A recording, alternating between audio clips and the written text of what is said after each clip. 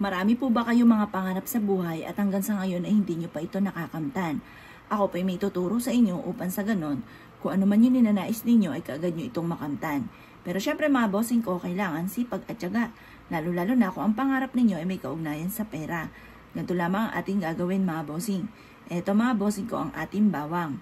Ang ating bawang mga bossing ko ay hihimayin natin. Gawin nyo nga po pala ito mga bossing ko ng Tuesday or Friday.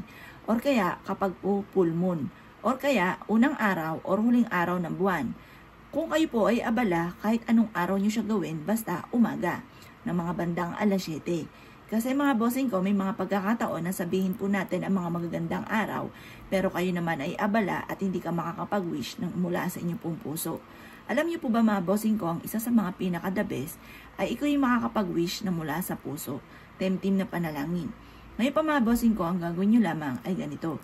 Kumuha po kayo ng bawang. At pagkatapos mga bossing ko, kayo po ay maghihimay. Isang buong bawang ang inyo pong gagamitin. Ngayon pa mga bossing ko, ito yung ating bawang.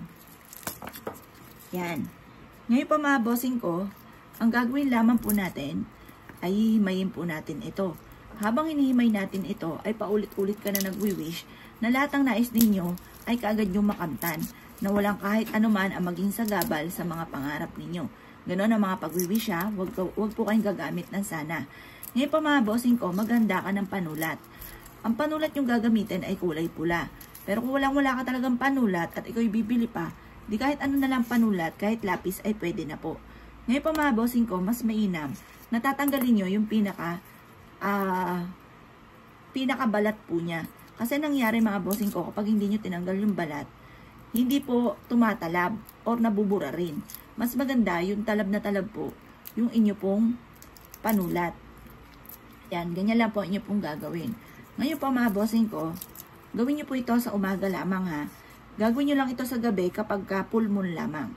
Ngayon pa mga bossing ko, isulat nyo dito ang matagal nyo ng pinapangarap na amount. Halimbawa sa akin, 7 million. Magkakaroon ako ng 7 million.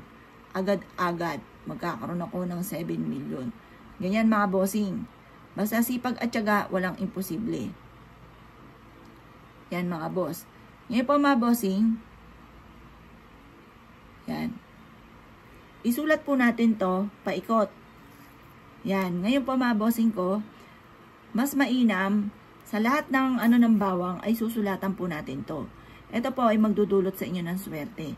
Tapos, ilagay nyo po ito mga bossing ko sa bawat gilid ng inyo pong bintana. Proven po ito mga bossing. Panawagan po ito para mabilis nyong matupad kung ano may ninanais ninyo, lalo na sa pera. Pero syempre mga bossing ko, ang ating mga pampaswerte ay isang kap lamang para tayo maging matagumpay. Ang numero 1 po dyan ay sipag at tiyaga at pananalig sa mahal na Panginoon.